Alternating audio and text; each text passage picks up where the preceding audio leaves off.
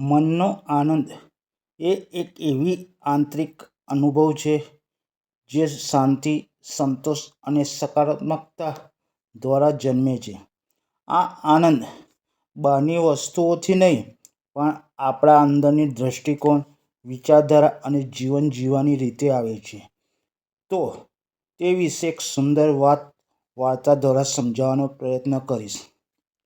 જય શ્રી કૃષ્ણ, જય શ્રી સ્વામિનારાયણ. પરમ પૂજ્ય એવા મહાન સ્વામી મહારાજનો જય. એક ગામ હતું. તે ગામના પાદરે એક સાધુ મહારાજ રહેતા હતા. તેમની પાસે ઘણા શિષ્યો પણ શિક્ષા લેતા હતા. શિષ્યોને અલગ અલગ પ્રકારનું શિક્ષણ આપતા હતા અને તે સાધુ મહારાજ સ્વતંત્ર જીવન જીવતા, સતત કાર્યોમાં રહેતા, અનેક પ્રકારના ચિંતન પણ કરતા. સાથોસાથ ત્યાં જુદા જુદા પક્ષીઓ પણ આવતા. તે પક્ષીઓ સાથે રમતા પણ ખરા. મોર, કોયલ, પોપટ, કાગડો વગેરે પક્ષીઓ આવે તેમની સાથે મજા કરે. કોઈ તેમના માથા ઉપર બેસી જાય, કોઈ તેમના ખભા ઉપર બેસી જાય. એ સાધુ મહારાજ તેમની અંદર ખોવાઈ જતા. એક વખત ત્યાં એક માણસ આવે છે. તે જુએ છે સાધુ મહારાજની આસપાસ પક્ષીઓ છે. આ પક્ષીઓને તે રમાડે છે. પક્ષીઓ તેના ઉપર બેસી જાય છે. તે કંઈ બોલતા નથી ને સાધુ મહારાજ બાળકોની જેમ રમે છે. ત્યારે એ માણસને એમ થાય છે કે આટલા વિદ્વાન સાધુ મહારાજ, ખૂબ સારા અનુભવી, જીવનમાં શિક્ષા આપનાર શિષ્યોને તેની પરાકાષ્ઠા છે.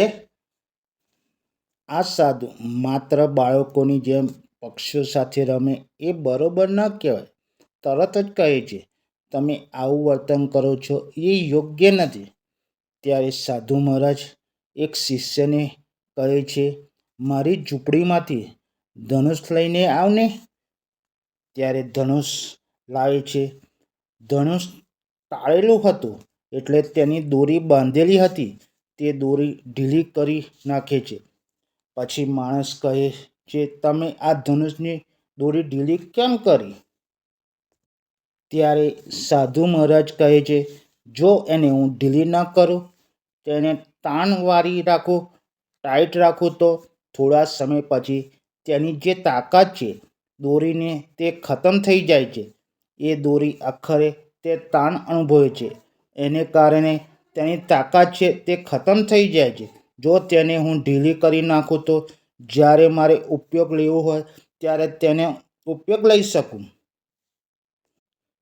ત્યારે એમને કહે છે, મારે પણ તમને એ જ વાત કરવી છે.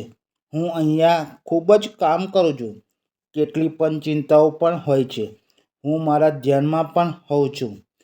બધી તાણની અવસ્થામાં જો હું થોડી હળવાશનો અનુભવું અને સાચા અર્થમાં જો હું આનંદ ન અનુભવું, મનને આનંદ ન આપું, તો ખરેખર જે સતત તાણની અવસ્થા દોરીની હતી તેવી મારી થઈ જાય.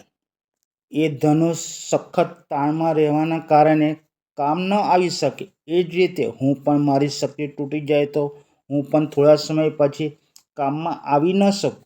એટલે કે સાધુ મહારાજ કહે છે, જીવનની અંદર ખૂબ અઘરા કામ કરો, ખૂબ મુશ્કેલ ભર્યા પણ કામ કરો, જેમ તાણ રહેતું હોય એવા પણ કામ કરો, પણ વચ્ચે વચ્ચે મનને આનંદ આપે એવા કામ કરવા જોઈએ. જો તમને હળવાશ લેશો તો તમે લાંબા સમય સુધી કામ કરશો. આ વાત ખૂબ સરળ છે, તે કોઈ પણ સમજી શકે છે. મારે સર્વને કહેવાનું કે જ્યારે તમે નાની વાતોમાં ખુશી અનુભવો, પક્ષીઓના ટહુકામાં, માતાના હાથના ભોજનમાં, બાળકોની નિર્દોષ હાસ્યમાં, ત્યારે એ છે મનનો આનંદ.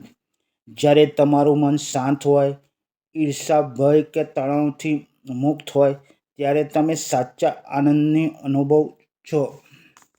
મનનો આનંદ એ છે જ્યારે તમે આજે જે છો એમાં પૂરતા ખુશ છો અને ભવિષ્યની ચિંતા કર્યા વિના વર્તમાનમાં જીવો છો. આ વિડીયોને તમારા પરિવાર મિત્રોને શેર જરૂરથી કરજો. ફરીથી સર્વને જય શ્રી સ્વામિનારાયણ.